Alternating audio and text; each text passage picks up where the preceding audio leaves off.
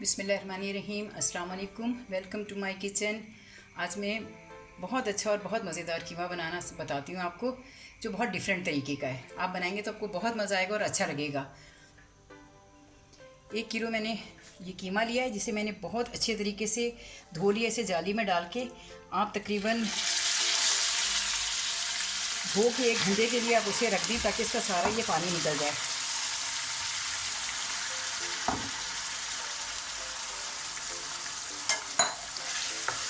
इसे पहले अच्छे तरीके से फ्राई करेंगे, उसके बाद इसमें हम कोई भी चीज़ मिलाएंगे, क्योंकि जो कीमे के अंदर अपना पानी और जो खून होता है ना, उससे सारे खाने का जायका ख़राब हो जाता है और एक अजीब सी महक आना शुरू हो जाती है। इसलिए इसमें सबसे पहले मैंने ऑयल थोड़ा यूज़ किया है, क्योंकि मैंने बाद में प्याज में फ्राई करना है ऑयल, तो उसमें भी फिर इस कीमे में तेल जो है वो ज़्यादा हो जाएगा।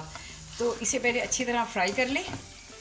इसका सारा जो है खून खुश्क होना चाहिए, तेज़ आंच में आप इसे करें। उसके बाद आपने इसमें लहसुन, अदरक और सारी चीज़ें मिलानी है। ये बहुत ही अच्छा और बहुत मज़े का कीमा बनेगा। जब आप इसे बनाएंगे, आप खाएंगे तो आपको ज़रूर अच्छा लगेगा। पहले मैं इसे अच्छे से फ्राई कर लूँ, उसके बाद मैं इसमें चीज़ें शामिल करूँगी। ये गाय का कीमा है, जो ज़रा मोटा है। हाथ का कुटा हुआ तो नहीं, लेकिन मोटी मशीन के साथ निकाला हुआ इसे। अगर ये हाथ का कुटा हुआ हो तो ये बहुत ही अच्छा और बहुत मज़े का बनेगा।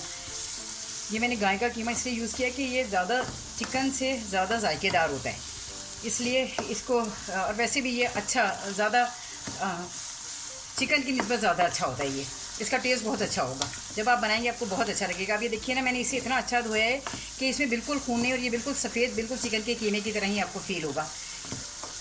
क्योंकि इसका असल यही है कि आपने इसे बहुत अच्छे से धोया और इसका बिल्कुल खून निकला हुआ हो। तो जब आप धो के इसे तकरीबन किसी भी बारीक छन्नी में आप रख दें और तकरीबन 1-1.5 घंटे इसका पानी निकलने दें। इसके बावजूद भी आप देखिए, मैंने इतना निकाला है पानी, फिर भी इसके अंदर इतना पानी बाकी है, जो खाने के जायके को ख़राब करता है। इसलिए इसमें कोई भी चीज़ डालने से पहले सबसे पहले इसका पानी खुश्क करना जो है वो ज़रूरी है। ये तकरीबन इसका पानी खुश्क हो गया है, थोड़ा बहुत बाकी है। मैं इसमें ये 2 खाने के चमचे ये लहसुन अदरक मिला दूँगी, ताकि ये भी इसके साथ ये भी फ्राई हो जाए और इसकी भी महक ख़त्म हो जाए। और ये लहसुन अदरक हम इसलिए भी डालते हैं कि जो कीमे में या किसी भी गोश्त में जो थोड़ी बहुत स्मेल होती है, वो इसकी वजह से ख़त्म हो जाती है। जो खुशबू आ रही होती है वो ख़त्म हो जाती है। तो इसको भी आप ज़रा इसके साथ अच्छे तरीके से तकरीबन 5 मिनट इसके साथ फ्राई करें। इसमें जो थोड़ा बहुत पानी है वो भी खुश्क हो जाएगा, और ये लहसुन अदरक की भी जो महक है वो भी ख़त्म हो जाएगी। जबकि मैंने इससे अच्छी तरीके से इसका पानी निकाल दिया था, लेकिन फिर भी इसमें अपना गोश्त में इतना पानी था कि जो इस खुश्क होने में तकरीबन 10 मिनट लग गए।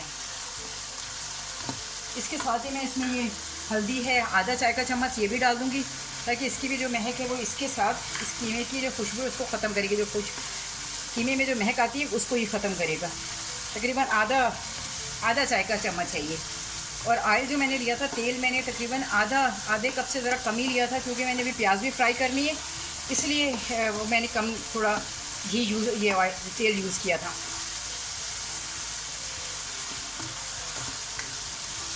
इसके साथ ये अच्छी तरह ये भून जाएगा। इसका हल्दी की भी अपनी जो एक महक होती है वो भी ख़त्म हो जाएगी, लहसुन अदरक की भी। और इसे ज़रा थोड़ा तेज़ आंच में भूनना है, क्योंकि जितनी देर ये अपने पानी में पकता है ना, उससे इसकी कीमे की जो जायका है ना वो थोड़ा ख़राब होगा। इसलिए इसे तेज़ आंच में इसके पानी को खुश्क करते हैं।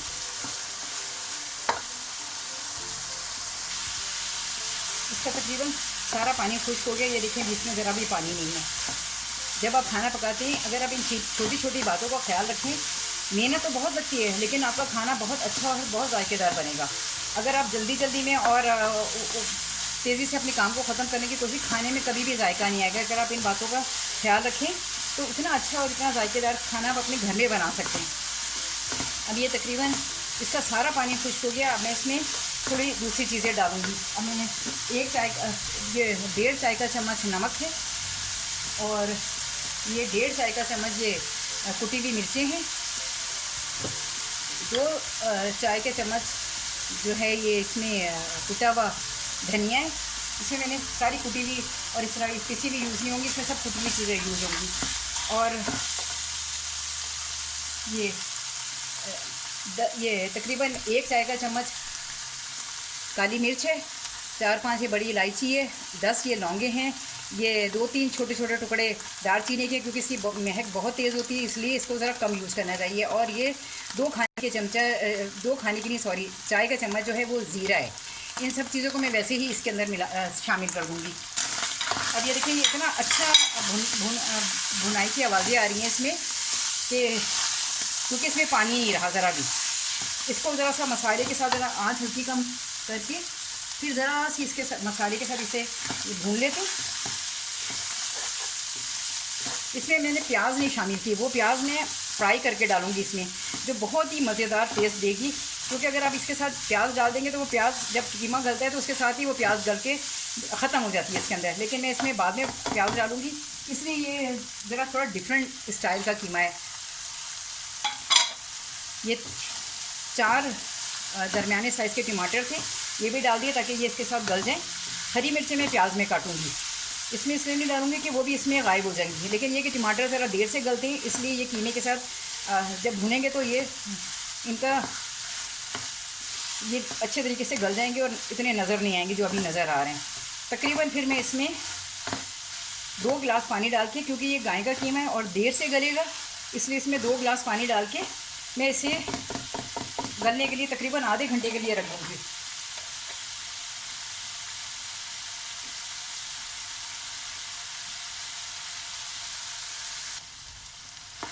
अब इसमें मैं ये 2 गिलास पानी डाल दूँगी,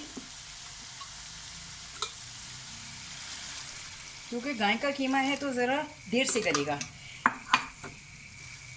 और दरमियानी आंच पे ये बहुत अच्छा और आराम से गल जाएगा। तकरीबन आधा घंटा इसे ज़रूर पकाना है।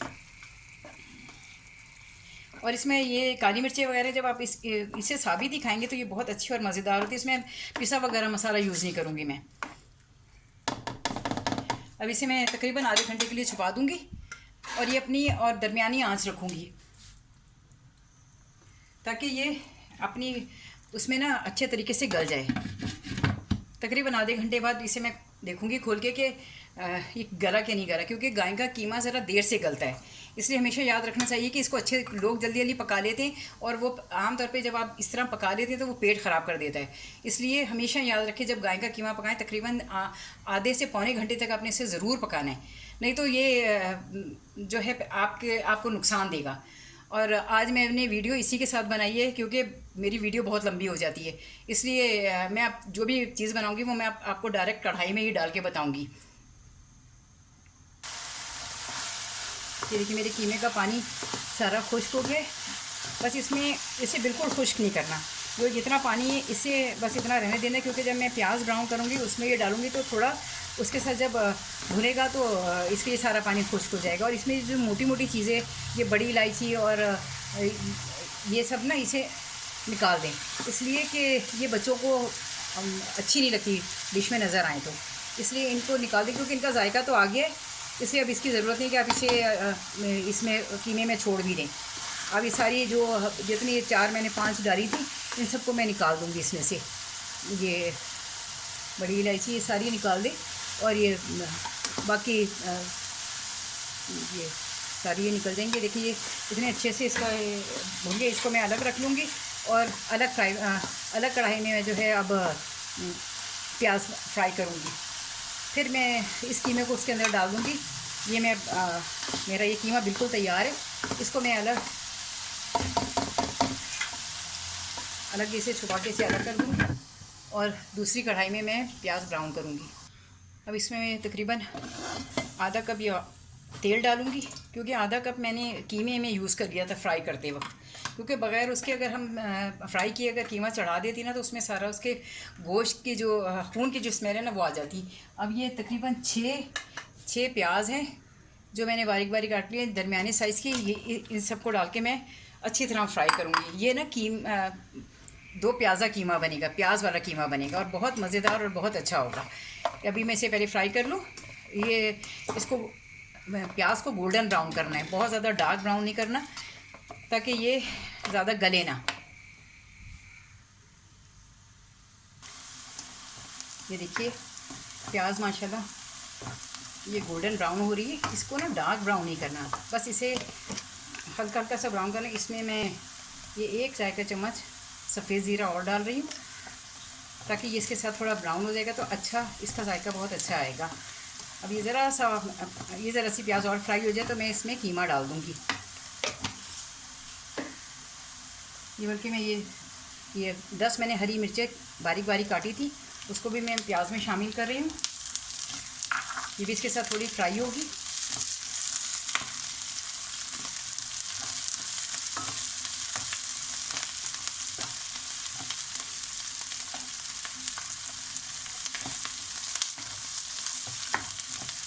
कीमा मैंने उबाल के अलग रख लिया था, उसमें सब चीज़ें डालकर मैंने उसे पका लिया था और उसे गला लिया था अच्छी तरीके से। अब ये प्याज है, इसमें मैं सिर्फ, क्योंकि अब मेरा कीमा बिल्कुल तैयार है, सिर्फ मैं इसको प्याज में, ताकि इसका थोड़ा जायका आ जाए, 10 मिनट के लिए डाल के मैं इसे हल्की आंच पे इसे दम दे दूँगी, क्योंकि ये कीमा बिल्कुल तैयार है। और इतना मज़ेदार और इतना अच्छा बनेगा, जब आप खाएंगे उसे तो आपको मज़ा आएगा। और ज़रूर ट्राई कीजिएगा। अगर आपको मेरी डिश अच्छी लगे तो उसे लाइक कीजिएगा, और अगर हो तो कोई अच्छा कमेंट भी दीजिएगा, ताकि मुझे पता चले कि मेरे खाने कैसे हैं और आपको कैसे लग रहे हैं।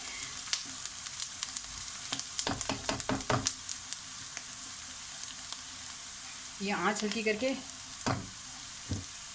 जो मैंने कीमा फ्राई किया था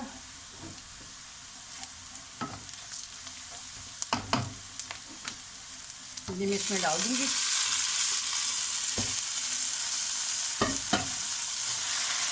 आंच मैंने हल्की कर दी, ताकि अब ये इसमें थोड़ा सा कीमे में पानी रह गया था, अब ये इसके साथ पक जाएगा तो इतना अच्छा इसका जायका इसके साथ शामिल हो जाएगा प्याज का। और प्याज इसमें खड़ी रहनी है। ये ज़रा हो जाए तो फिर मैं इसमें अदरक भी डालूँगी। अगर आपके पास हरा धनिया हो तो आप हरा धनिया भी डाल सकते हैं। मेरे पास इस वक्त हरा धनिया नहीं है तो इसलिए वो मैं नहीं डालूँगी। जो चीज़ मौजूद हो आप उसके साथ अपनी हांडी पकाएं, आप देखेंगे आपका इतना अच्छा खाना तैयार होगा। और जो चीज़ नहीं है, ज़रूरी नहीं कि वो आपने ज़रूर डालेंगे तो आप अपनी हांडी को तैयार करेंगे।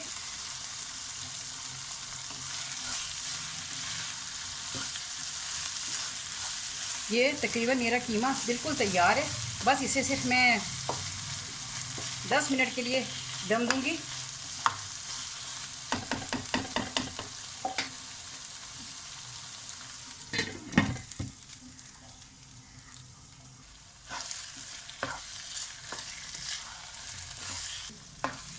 अल्हम्दुलिल्लाह रब्बिल आलमीन, मेरा कीमा माशाल्लाह बिल्कुल तैयार है। आप इसे कीमा दो प्याज़ा कह सकते हैं।